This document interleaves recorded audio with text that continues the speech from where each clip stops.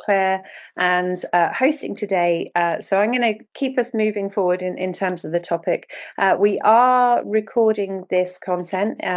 We're looking at a kind of sort of like headline, hopefully not outtakes version, but a kind of headline insights aspect to be shared with the Institute of Leaders that, as part of their International Leaders Week. And this year's topic focuses in on the power of networks. And I think it's really, really interesting. For many people, as soon as you would mention the word networks, they kind of freeze and feel really intimidated. But actually, if we look at this from a different angle, I'm interested in the social networks that exist within an organization and outside the organization, and in particular in terms of isolation. So as you progress in your career, as you move to more senior roles, leadership isolation shows up in different ways. Sometimes it's a lack of trusted peers, particularly in that messy middle when there's kind of a lot of conflict and politics at play. But sometimes you feel that you have to show up to be a particular person. It's a lot of pressure because you're so visible. Sometimes the complexity of leading organizations through change can lead you to move inward, to kind of be caught in the treadmill. So you don't have as much time for those social interactions that are really, really important. And today's conversation, we've been joined by three excellent experts from different domains. And we want to kind of speak directly to that, looking at networks, looking at kind of the personal narrative and the pressure of identity, and looking at organizational leadership. In terms of who's joining me today, we're joined by Harpal. Hi, Harpal Hi. Mutu Hi, is a Claire. How are you? Hi, really good to see you. So, as a leader who's focused on helping organizations navigate digital transformation and build resilient, high performing teams, really excited to have you on board to give your perspectives. Also joined by Priscilla Palara, who's a communications strategist and business consultant who works directly with C suite leaders and founders and politicians, brands to really sharpen their narrative. What I love about your world, Priscilla, is that you're bringing the journalism background with you, kind of really able to interrogate and quiz and help frame people so that they're able to command attention in a room. And without losing their authenticity. So I can't wait to dive into some of those aspects. And then finally joined by Roger Morgan from the Lunch Circle, who's the founder of the Elite Circle, a private peer group for exceptional members worldwide. And Roger, in terms of the membership, it is very diverse, with some excellent contacts, excellent deep conversations that I've been engaged in as a member.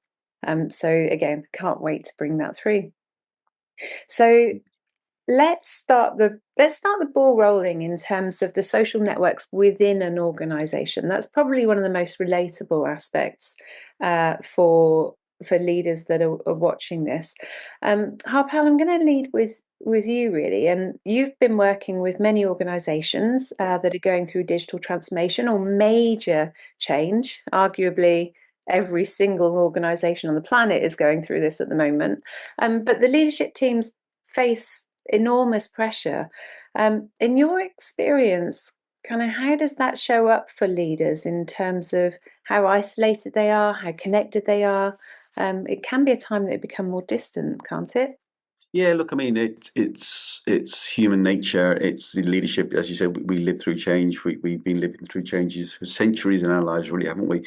So and change is probably more apparent than anything else right now. And dare I say the horrible word AI. So that's kind of every organization's faced by it. But yeah, look, I mean, I think. There's a whole sort of raft, or if you like, textbook. The leader should know what they do. The leader should sort of be, the person with all the answers, and it's okay to be vulnerable as a leader. I think that's even more apparent than now because everybody doesn't have all the answers. It's okay to fail fast, fail change. I think it's in our view where I see this all the time. Leadership where leadership isn't working is where people sort of sort of cut themselves off, sort of sit in these ivory towers, or lead from a sort of town hall perspective, and not get involved with people on the ground. Again, just being vulnerable, and just being honest isn't the right word, but vulnerable, and just showing that we are going to make mistakes, and we are going to make mistakes together, and it's okay to make those mistakes, and sort of going for that fail fast isn't is more accepted than ever before. Mm. Just because of the level of change we're going through. You know, only the last couple of weeks, the wheels changed all over again, and whatever plans you had 2 months ago is all going to have to get ripped up and started all over again for a lot of organisations, and people accept that, I think.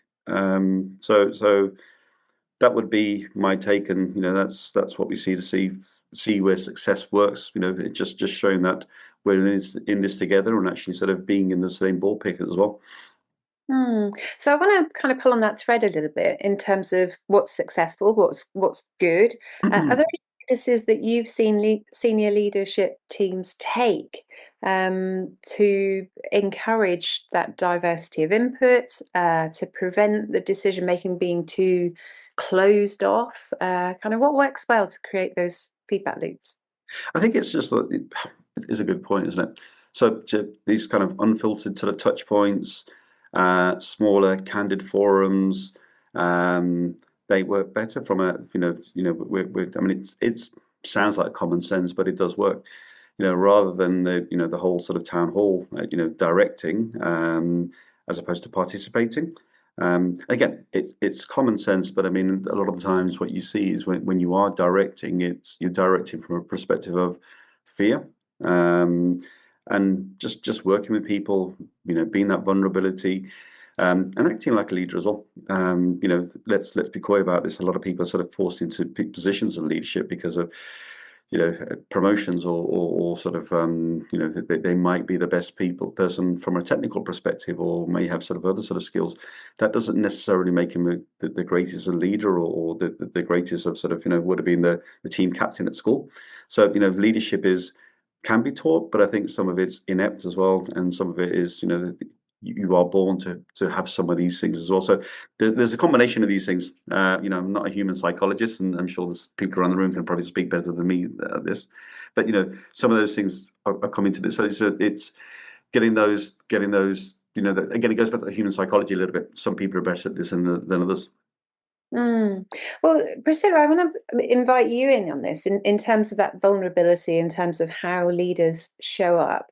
You work with a diverse range of senior leaders, and you must see firsthand the pressure that they feel under to be certain, decisive, directive. How does that expectation serve them, and where does it fall down? Hello, thank you so much for having us all here today.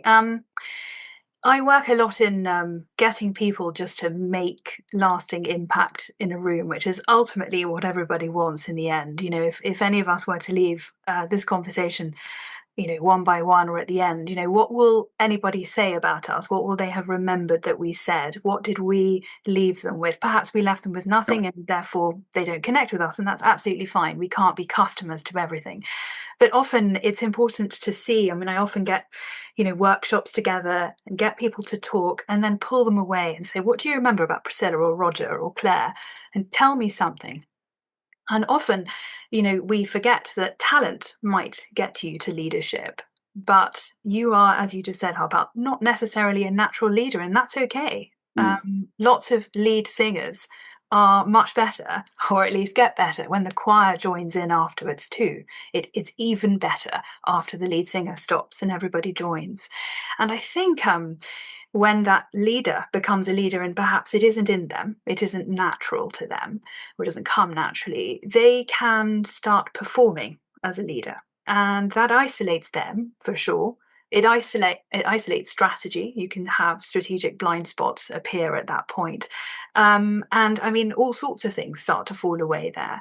And as you were saying, Harpal, being more authentic in your lead up to being a leader and being the leader. It's okay to make mistakes. It's certainly okay not to know everything. It's certainly very important, I think, vital to hire and have around you people who are possibly better than you or can challenge you.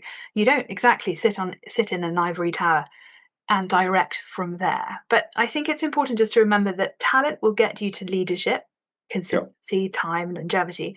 You don't necessarily have to be a natural leader. You grow into that role, but get others to be that choir with you, and don't perform. We actually want you as the person who was hired in the first place. You don't need to add things to it. Yeah, And and I think that oh, authenticity is the big thing now, isn't it? Having that backbone, having disagreeing sort of comments as well. It's all Yeah, these things. People see through that now. We live in a very different world than sort of 10, 20 years ago, perhaps. yeah, mm. yes, we do. So, what from the work, and obviously, please respect all confidentialities. What impact do you see when leaders become more isolated, when they stop being authentic, when they're in that performative role? Well, they probably, hide their own talent or the talent that got them there in the first place. If you put a mask on, we can't see your face. So it goes the same when it is the elements that you want to bring to a table, but they're not there because you're bringing others to it. I think when you perform, you're trying to impress. What you really should be doing is leaving impressions on the people in the room. It's a very different word, looks the same. And there are strategic blind spots, as I said.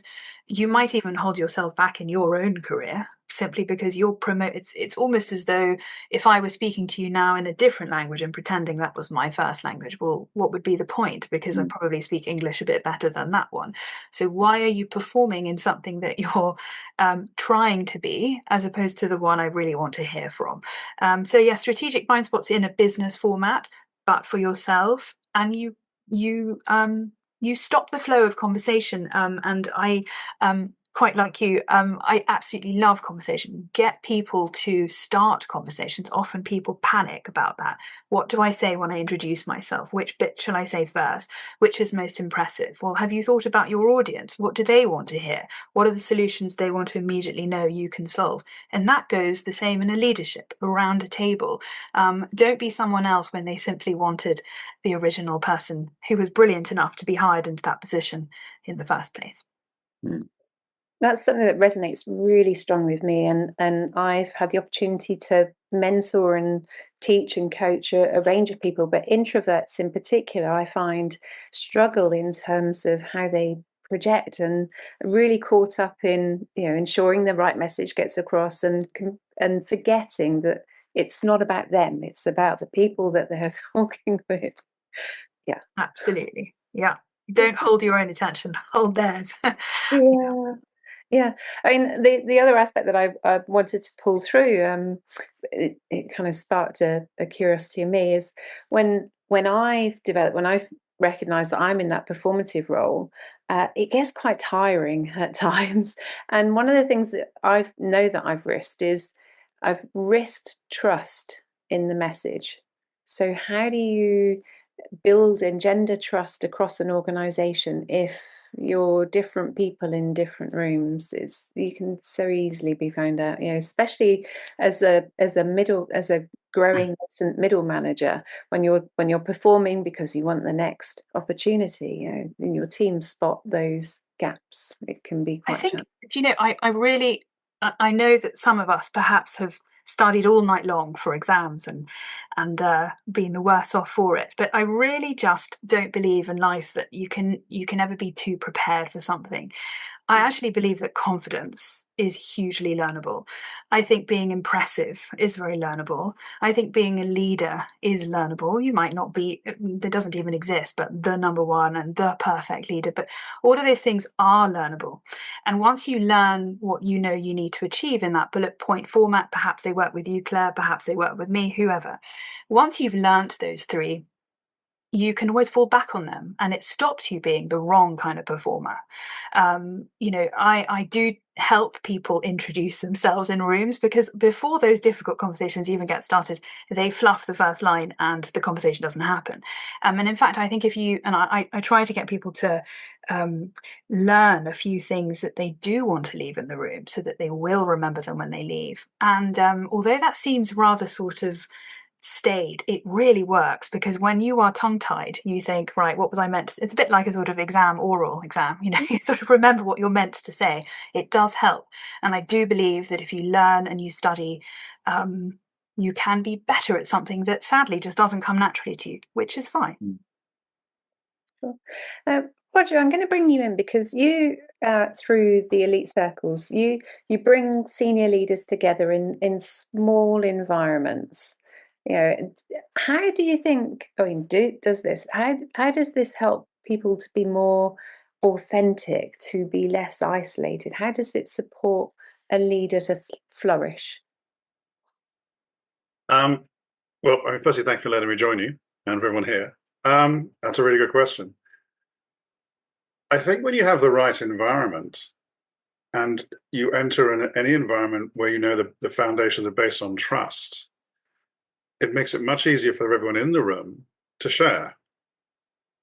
And if that core understanding is already pervasive across the room, as people join, as Priscilla was saying, they just feel it in the conversation. But it's almost a natural feel amongst the members that they understand. They themselves pick up the vibe of the room much quicker than we could ever communicate it. They're far brighter than we are. So it's very much more, if you have those rules in place, not rules, if you have those guidelines in place, everyone who attends follows that very naturally. And in terms of those guidelines, would you see those as a group norm, or what would help people to engage best in that room? Priscilla had mentioned kind of a prepared, not quite a prepared intro, but what are the keys when you're entering a room like that? Well, I think the three of you, and I think everyone knows this. I mean, you've raised such beautiful subjects. I mean, the first point is obviously when you're in a leadership role, you do suffer from a form of isolation, and you have to follow the pack mentality based on the organisation you're coming with. That may be completely divorced to your own personality. So I think you have to sort of identify this as the environment I work in. And then you also mentioned the issue of trust and integrity and being genuine. I think you then look at yourself and say, okay, that is my work base. This is who I am. And you then align with actually who you are with the group. So when you come to the group, be genuine and only align with groups that follow the same rules as you. I mean, if you're a very genuine person, only go to very genuine events, because if you don't go to genuine events, you'll be in the wrong room. So it's a sort of does that make any sense? It's sort of, so the transformation is sort of understand who you really are, be genuine to who you are. I mean, I love introverts. They're our favorite members because they bring such depth of content with them. And if you can draw that out of them, the knowledge shared is quite incredible. If that helps.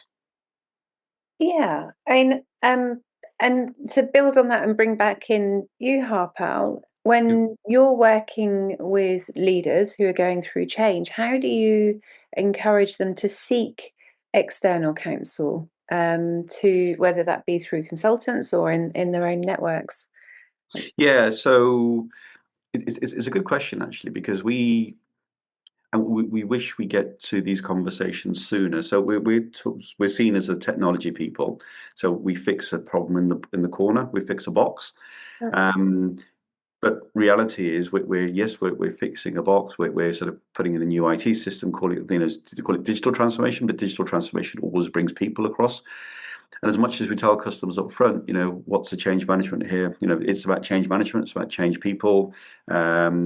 Cultural change and sort of all these things, and also just aligning or putting a mirror up to the organization, actually sort of saying, does the organization actually want change? Because ultimately, human beings as a concept, we like consistency, but we also like change when it suits us, because we like change when it's exciting. So if change is sold in the right context, actually people get on board.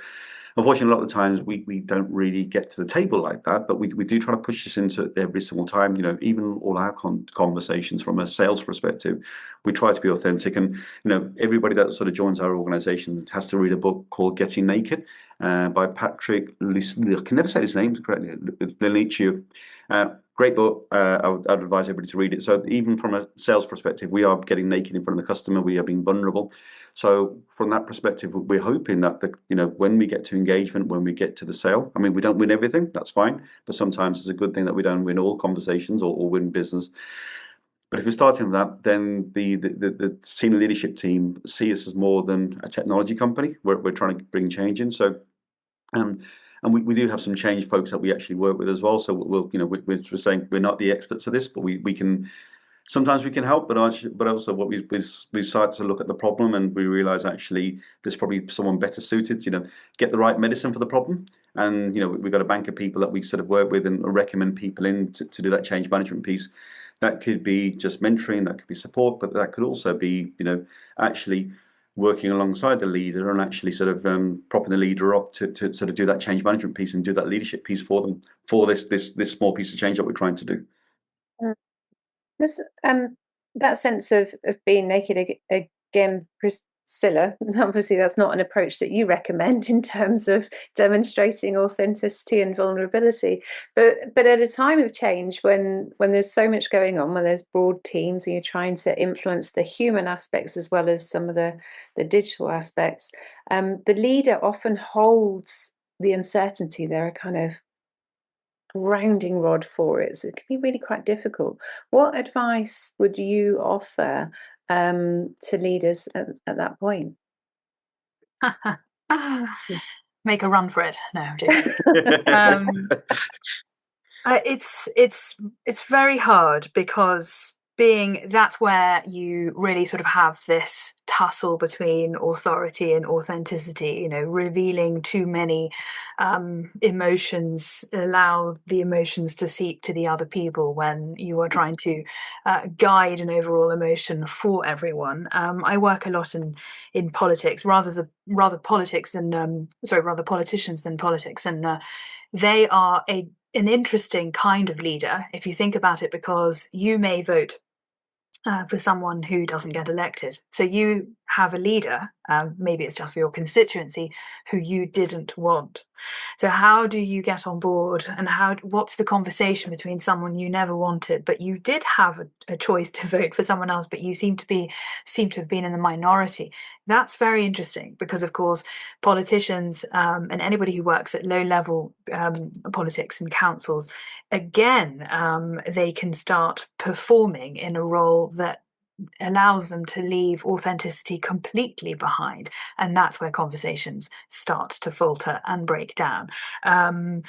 Politicians do have the issue of scripting so that they can achieve, and you stop speaking, quite literally, metaphorically, you stop speaking the language of all those who put you there in the first place, or if you're thinking about a leadership table, those who are listening to your every word.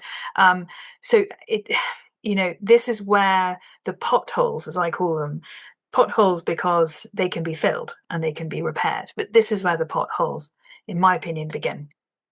No, fascinating. So just on that, Priscilla, just to sort of sorry, this is your sort of forum, but what does that mean, Priscilla? Are you saying you kind of got a sort of mind's eye in terms of what good looks like, and you work towards that? Is how you're describing that? I think I'm generalizing now, but a lot of leaders travel far from the person, you certainly see this in politics, that was put there in the first place for some reason. So either you're voting for it, or certainly in a board format, you might be voting for it too. And I feel that's where you lose the leader that you thought you wanted, that you might have gone on with, that might have guided you, might have led you, that might have strategized better, and you lose them. And it's because of that, again, that performative role where they feel they're at the top, they become isolated, they begin to try to impress and stop speaking your language, if that makes sense. Yeah, I think about what you mean. Yeah. And Roger, in terms of in terms of groups, what can you do that's going to reduce down that isolation and kind of stop a echo chamber from forming, kind of give leaders a chance to reflect, discern, be challenged? You mean so? So you're saying how do you bring in sort of the outlying individuals into the center of the group? Yeah. Or how can sorry, go on. No, go on. How can you engineer groups that encourage that? You orchestrate it. I mean, you literally look at the group. You consciously you orchestrate it. I mean, you know that you've got some people that are very, very high introverts, very highly capable. As we all know, introverts tend to suffer from a lack of scaffolding around them, protection around them. You have extroverts who are phenomenally good at integrating people into a group, but sometimes suffer from a starvation of content and clarity. Yep. And you bring the two together, and you make it really clear and say to the extrovert, you will get content from this person, and from the introvert, you'll say, you will get. You actually say to them, can you, to each of them, can you help each other? And they do, because the extrovert loves the fact that they're bringing someone into the group that's part of their DNA. And the introvert loves the fact that they've got a bodyguard who's actually bringing them out of their shell. So yeah, you do actually sort of select the group, and you do you do also make sure that you have a way of kicking under the table some of the extroverts so that they give time and space to the introverts to talk. So, Roger, do you do that through psychometric testings, or is it scientific, or is it just a gut feel that this person will pair well with the other person? I'm just like, with your vast experience, your gut's probably going to be very good as well. I mean, I've done this on an operational level, and operationally, when you walk into a new department or office or whatever, you'll get 5 people that run up to you telling you how great they are. Yep. Lovely. Yep. The next thing is you go and find the guys in admin and go, right, I've heard what they've told me, who really are the real key stars in this, and admin HR will know that. And then you spend time with them and you try and bring them out of their shell. I mean, that's the hard nut and bolts of it. But you can pick up on, I suppose it's spending time with sort of some of the key players and understanding, what they bring to the organization, even sometimes quite often quietly. And I said, when you put them together as a team and you profiling them, they pretty much profile themselves. Yeah. I mean, you could ask them a simple question as a group, just one question. Do you prefer talking or do you prefer listening? And then you just mix those two together. It doesn't have to be very complex. But when you get them to pair up, it works really well. Because you've got... Before... Go on, sorry. I was going to say, before I ask this question, I just want to prime our audience members that I'll be looking to you if you've got any questions. But this aspect of group dynamic I'm fascinated by. At the moment, I'm leading programs across the US and the UK and globally for Columbia and for Cambridge Judge around governance and directorship. And one of the repeat messages that I have heard from completely different groups is that there isn't that diversity, and that some boardrooms have become in clubs. So how do you create an environment? How do you corral that group to reduce down this isolation, this isolated tower, or to encourage more diversity of input, either from the people that put you there, the voice that put you there, the message that did, or to the people that are actually implementing the change? I'm going to open that up to Priscilla, Harpal, and then Roger, if you've got any thoughts. Harpal? Yeah, thank you, Priscilla. I'm just going with the order. I have plenty to say, don't worry. No, I'm sure you have. No, it's a good question. Again, it's just human inertia, isn't it? We sort of we work in tribes, don't we? We work we elevate to what sort of feels like us, and it is uncomfortable to start to diversify and start to bring sort of people from sort of different. I mean, actually, I think when it's getting to the point of doing the first thing first in terms of getting that team together. But if you allow, for argument's sake, if you allow me to do something, I'm going to go towards people that look like me, people that may agree with me. It's just, again, it's just human inertia, isn't it? So I think my view is it needs to externally, something like what Roger sort of said, someone like a Roger or someone just to make that sort of team look different. And it doesn't, I mean, even, in the 21st century, diversity doesn't always mean sort of, people, well, sorry, let me put it this way. It's diversity of thought more than anything else. Yeah. So I mean, in our organisation, for instance, we span across 3 continents in the main, UK, Canada, Australasia, even from our leadership team, it's myself here in the UK. I've got 2 partners in Australia and 1 in Canada. And actually, when we come together, just from our own backgrounds, from our own sort of cultural makeup and other things, actually, we sort of approach problems in a different way, and actually we get really good results. That's how we've sort of succeeded as an organisation. But I think it's, had I been left to my own devices, I would have sort of formed a pact, and that's just natural. So I don't know if that answers your question, Claire. It begins to. I'm Yeah, it curious. begins to answer your question. It's not given. Yeah. But I really appreciate the aspect of diversity of thought, and I think it builds on Roger's perspective, introverts and extroverts. Diversity isn't based on demographics anymore. You can have a room full of people that look exactly the same, or look completely different and have exactly the same thought patterns and not progress, and vice versa. Priscilla, what would you add? Well, I mean, I think in the last 2 to 3 weeks, Channel 4 had a program called Handcuffed, which I think was slightly a sullied version of what we're talking about here. But people were handcuffed behind a wall and then had to spend, I think, 10 days. Right. My wife's been watching it, so yeah, I know. It's okay, right, there we go. Anyway, yes, so it's a reality show program.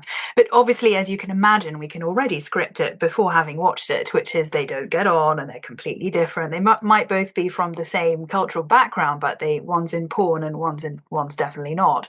And of course, by the end of the program, I think they're all great friends and they all see something in them that they can relate to. So it's the usual story of, I judge you first, we're never going to be friends. So goodbye. In fact, obviously, we all know that you can talk to somebody at a bus stop, or we've all seen programs where people are stuck in a lift and they become best friends, if not married, by the end of it. And, yes, you're absolutely right, Harpal, 100% we form these little tribes with those who we think we're going to get on with. But we could actually create tribes with anyone. And that comes back to my absolute love for conversation. I speak 4 languages. There are people who speak many, many more. I hardly use the other 3, but anyway, that's not the point. And what I love about languages generally, that even metaphorically, if we were all speaking in one language, fine. If we were speaking in our dialect, only some of us would understand the nuance. And it's that nuance that you really, really want. I think if people, I truly believe that communication is the key to everything. If you communicate better and allow other people to be able to communicate with you, to have a free-flowing dynamic and conversation, more things are said, more things are shared, and you will find pacts, bridges built between people who you would never imagine would be getting on with each other, either because of age or simply cultural background or industry background. One thing I do bring in with either small businesses or C-suites is Lego, which I never thought that I would do, because Lego to me was always the thing that was everywhere in my house as a child on the floor. But I bring in Lego, and it's often a way to get people to unburden themselves and say something that they otherwise wouldn't have said. And over a 6 to 7 hour period, I might get somebody to introduce themselves at the beginning with a bit of Lego. And by the end of that day, where everyone slightly made friends over lunch and coffee and various activities, someone might challenge, the person next to them, say, by the way, in your build, you never built the bit where you told me you, I don't know, won an award or X, Y, and Z. And you think, oh yes, actually, I've held that back about myself. I'm going to add it in. And their build becomes different. It becomes changed, modified.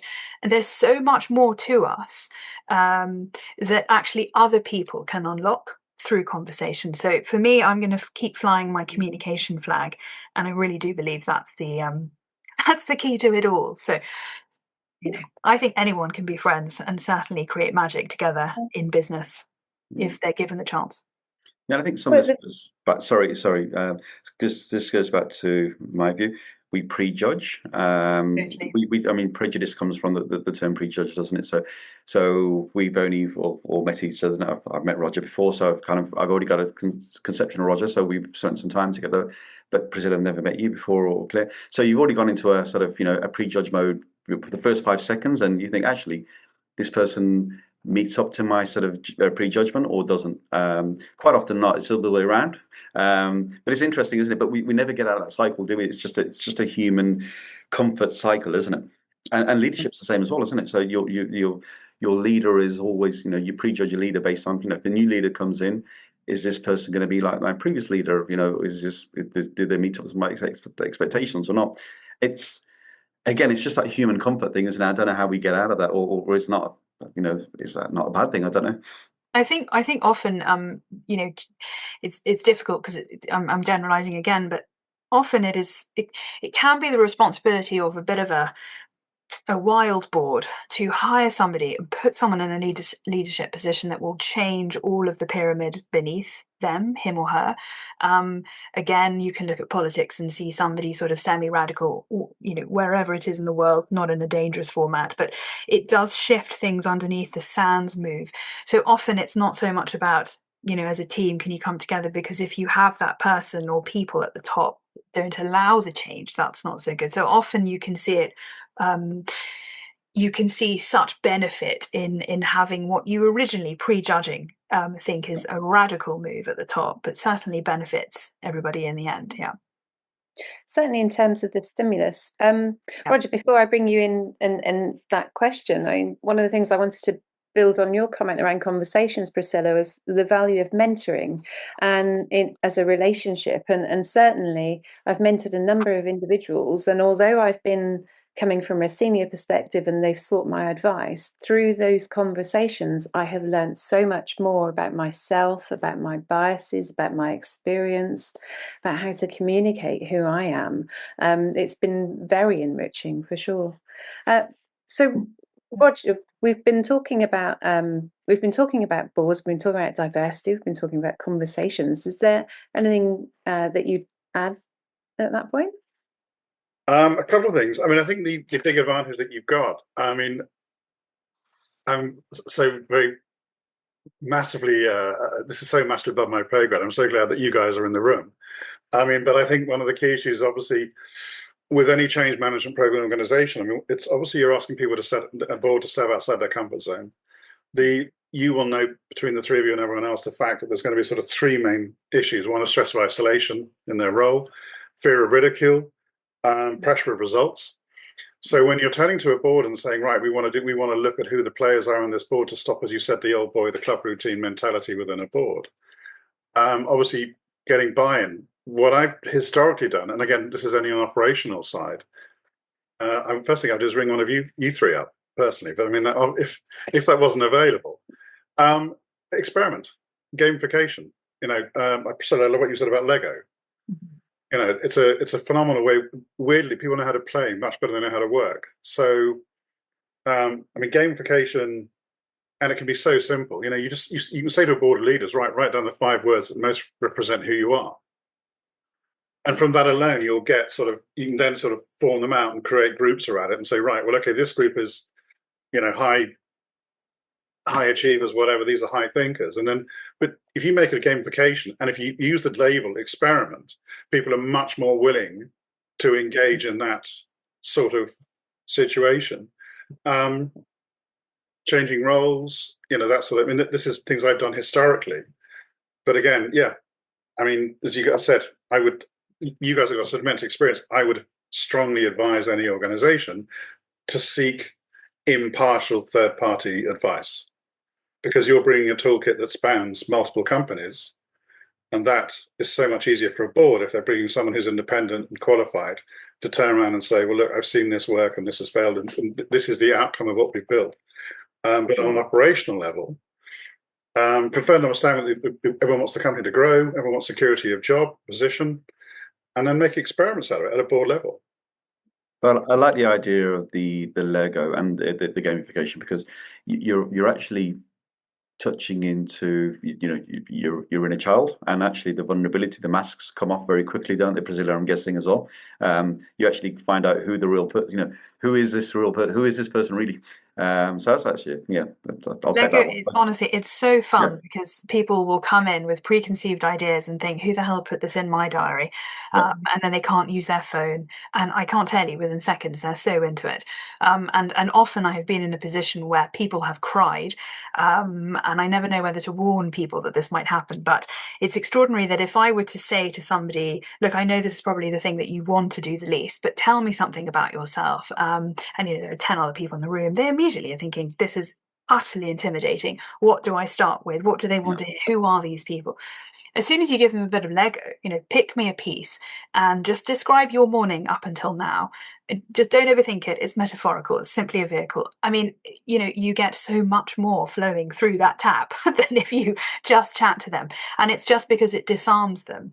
And that disarming, once you do a Lego workshop or a morning with somebody, they realize they're always able to disarm, and it's okay and it's always fine. And often that can come again back to communication, asking an interesting question that leads somewhere. Yeah. And you learn that through the Lego. So easy just to play. So let's play and chat, So yeah. No, exactly. The mask comes off, the ego comes off, Yes, the title totally. comes off. Yeah, that's a good point. But they say, do you have a tall tower in your bowl? Because I'm trying to find one. Suddenly everyone's friends. Yeah. Maria, I'm going to bring you in. You've come on camera. Good to see you. Yeah, thanks. Sorry for being off camera while I was running around. So I've done the Lego. I actually did not the Lego you did, but I did a Lego at Cambridge, and it was very much around a board setting, and it was unbelievable. And again, when I saw the Lego come out, I went, "Oh God, right? Okay, I'm sure everybody does." But the one thing that I'm being disconnected on here is, Priscilla, everything all of you said I've agreed with, right? So this is not too controversial. Mm-hmm. So Priscilla, you getting to work with people and getting them into do frameworks and kind of bringing out the best in people, fabulous. And then, the whole diversity on boards thing, or, I like to use the word parity, but that's just me. It's like, how do you connect doing the right thing from these workshops, right? So you give people tools in leadership without them even knowing it, right? And then you get back to your day job and people just pick out the Rolodex and they go, oh, no, I've worked with him before. I'll give him that. So it's the connection to all of the things I'm learning at the moment is, how do we encourage firms to make the space for what they've learned in their own style to bring it to bear in reality? And I think that's a huge challenge for leaders at the moment. Priscilla, did you want to pick that one up? Well, a few things. Ultimately, in the end, if we go back to sort of dating or romance, you can desperately want somebody to love you and marry you, but ultimately, if you're not their person, it's not going to happen. 2 + 2 does not always equal 4. So you can be empowered with everything that you learn, that you realize you can do, that you've stretched that elastic band to limits that you didn't realize that you had, or lengths that you didn't know that you had. How do you then? You're right, then the next day it's sort of, they go back to the person they originally wanted or thought that was best. They're not your customer. You can't win them over. They're the wrong pool to be swimming in. I mean, we've all been in that position where we feel we're in a shallow end and nobody can see us, and we really desperately want to swim in the deeper end, and it's not happening. Often you're asking or depending that outcome on the wrong people. I know that's difficult to hear, but it's true, and I'm sure we all have examples of that ourselves, where people don't fancy us. They don't see the value in what we bring, and the more you beg, the worse it gets. So yes, there is 100% an issue with this I really hate the word empowerment, but anyway, the empowerment everybody is drawing from various things that they now can draw from, and that's really lucky that we now live in that world where that's possible. But you're right, there is a bridge that's being built, and I'm not sure the end is necessarily always connected. But I'm afraid I'll have to rely on communication again. I was saying to Claire before, my motto, if I have one, is you can never know too many people. And eventually, if you were to meet, if you meet two people, 10, 20, you're always going to find someone that you connect with more. And I feel possibly, I don't know what the others feel, that we are often limited by looking at the repetitive behaviors of others around us who are more senior to us and think that's the way it's always going to be. But I really love the idea of pulling yourself out of a shallow end and finding the people where the conversations will connect, and because I've seen it happen, I've seen it, so especially through Lego, and people connect in a way that they would never have done. And I wonder whether we're just preaching at the wrong, we're knocking at the wrong doors and hoping it will open the louder we knock, or should we just change door? Anyone want to build on that or disagree? Yes. Salson, do you want to jump in? Yeah, if that's okay. Again, like Maria, I've really enjoyed this, and I've learned a lot from your insights. I'm an educator first and foremost, really, and that piece about how do you ensure that what your training is leaving something that will change behavior, essentially, and there's two different ways of looking at this, and some of it goes back to what Priscilla's just said. In some audiences, you're planting seeds or you're throwing seeds, and some of those seeds are falling on ripe ground and they will grow into trees, and some of those seeds are falling on ground that is not receptive to being planted on, and they will just not go anywhere. And as people who are going in with well-designed conversation to try and create synergies or empower change or whatever the wording is that the client wants to use, our job is to plant those seeds. Now, if our job was also to carry out the follow-up, if the job was dependent on their outcome, then it's behoving on us to create those tools that allow that follow-up. And that means that you're coming back in 3 months, and you're coming back 3 months after that. And in between, you're giving them homework. If you don't want to call it homework, you can call it whatever you want. But basically, you're giving them something that they can implement, and then you're coming back and doing an evaluation at set times later. That is what ensures a lasting legacy. Practice makes habit. If you want people to change habits, you need to give them something to practice. That's the stuff that I work on. I just felt that might be helpful for Maria and adding to the conversation. All of you touched on this, but that's basically what this is. And certainly the accountability in that aspect as well. So the follow-up, the accountability are quite key. And within many groups, you have a politeness that kind of people feel that they should comply, agree, kind of consent, but actually step away, not meaning any of that you don't often find out until much later. So the accountability and the follow-up, I think, are really important. Just looking at other members of the panel, if there's anything you wanted to add on that. If not, I'll open up to any other questions. Roger? Hi, if I may. Hi, Claire. Yeah, hi, Temba. How's everyone? Very good. Happy Friday. Cool. Sorry, I was driving online earlier on. I just got in, so I just relogged in. But in hearing the conversation earlier on, I think one of the biggest issues and one of the huge hurdles is being able to appoint people in positions of responsibility who've got a high EQ. I think that is where the big difference is, and that's what could really translate to a good follow-through post leadership appointments and into their role in dealing with people. In my previous experience, what I've done is surely there should be a handover before or between the previous incumbent and the new incumbent coming into a role, right? And in terms of that has a double-edged sword. There are good things that may come out of that. There are bad things that may come out of that, because one of the key things that comes out is the individual who was the previous incumbent's own biases get passed on. And then they tell you this is a troublemaker, this is somebody you got to watch out for, and this and that.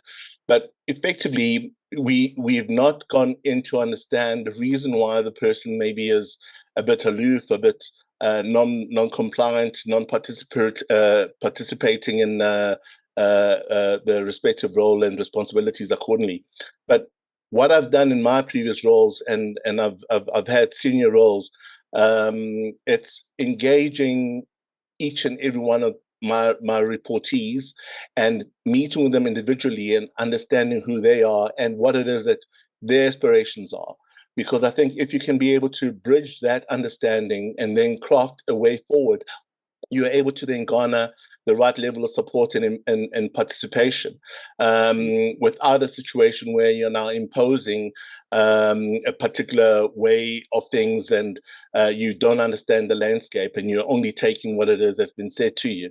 So I've been able to, in that type of instance, create a proper turnaround within an organization, because I work my own way to understand individuals, but the follow through is important. What it is that Priscilla said, that people come through from a training program and then come back the next day, the follow through doesn't happen. And one of the biggest issues is, I think training has got to have an intervention post the training as well, and a follow up. So that you understand whether or not the person's applying the training into the new role or into the position, and how best they're dealing with it, because it's also new to them. And it's good to show people in a day training or maybe even a week training, different way and different style. But when it comes to then coming back to the institution, and I use the word institution quite purposely, because organizations are crafted in a particular way and particular style. So now to come in with a fresh and a new perspective, and you're coming into a culture that's already long defined, everybody is still in their cultural roles. It's difficult to then change that mindset again. And that's one of the biggest challenges that is out there. Thanks. I hear you. There are so many layers at play. One is the knowledge of self and how you fit with your identity. The other is the knowledge of how you form relationships and bonds with people around the room. And then the third is the context in which people are operating in. And, you kind of describe that in the handover, but certainly in the first 100 days, if you've been recruited as a CEO who's a kind of hard ass who makes things happen, and you feel the urgency, the pressure to make things happen, but perhaps don't spend enough time really understanding the context, the environment, the interrelationships, the culture, the legacy before you act. So thank you so much for bringing that insight to the table. We are we're over the hour, so it's been a really diverse and vibrant conversation. So unfortunately, we don't have time for more questions. Priscilla, Harpal, Roger, if anyone wants to follow your work, what's the best way for them to do so? Yeah, I can be found on LinkedIn. It's Harpal Matu. So yeah, I'm an open connector. So happy to connect, happy to share sort of notes or words of wisdom and learn as well, because I'm, none of us have the finished article. Yeah, for sure. And spoken like a true leader should say. No one is perfect. No one is absolutely true. Me too. I'm Priscilla Pallara on LinkedIn. You can find me there. Wonderful. Same here, Roger Morgan on LinkedIn. So very happy to connect with anyone. Yeah, Roger needs no introduction. He's like Mr. Super Connector. Very kind of you. I wish it was true. The thing I'd say, if it helps any of the sort of members who are in operational side, it's going to sound harsh, but very simply what you do is you create a graph, an XY graph. And on the one side, you put willingness to change or willingness to to work within an organization, or certainly change is one of the most powerful ones. And on the other axis, you put achievement, high achiever, low achiever. And the hardest thing to do in an organization is to dismiss someone who's a high achiever and low change. And every organization just always keeps the high achievers. Yep. And in that high achiever theme, you've got a high achiever, high change, high achiever, low change. You actually only keep the high achiever, the high change, two individuals. Even though one is a low performer, you'll get to a stage where that high achiever, low change will block every single move you make in an organization because they don't want to change. But actually saying to a board of directors, this is your top sales director, but he's going to block you every single way. Doesn't make you terribly popular, but it does bring through transition very quickly. The second thing I always found historically worked very well is you have to have a product champion who has the authority to physically go out and say, look, we're working with Claire, we're working with Priscilla, we're working with Harper. You have to make sure this happens. If someone tries to block any of these individuals, contact the CEO and they get shouted at. I mean, that's my background, but it's that map is very, very useful to put up on a wall, and even to say to people in transparency, to say, where do you think you are in this grid? Because they will, if they know the organization's focused on it, they will then adopt change. I mean, that's how I used to do it operationally, but that's a previous incarnation. Anyway. But it surfaces the tensions very quickly, rather than letting them fester and corrode the culture that you have. So, yeah, that's definitely valued. So, in terms of the talk today, I'm going to bring us to a close. There's so much that I've learned from this, which is the quality of conversations that you have shape your ability, your integrity, and your success as a leader. Absolutely key. And Priscilla, you mentioned earlier, the challenge that for leaders that you put to them is it's not necessarily to be impressive, but to leave impressions. So everybody that's been able to join live today or watch the recording, I hope that you've taken away many insights and impressions from the conversation. We picked up around International Leaders Week, so I do wish you a fabulous week and encourage you to follow up in terms of those LinkedIn connections to spark new conversations and to grow. But for now, thank you so much for joining. Thank you, guys. Thank you, Claire. Thank you very much, Claire, for having us. Cheers.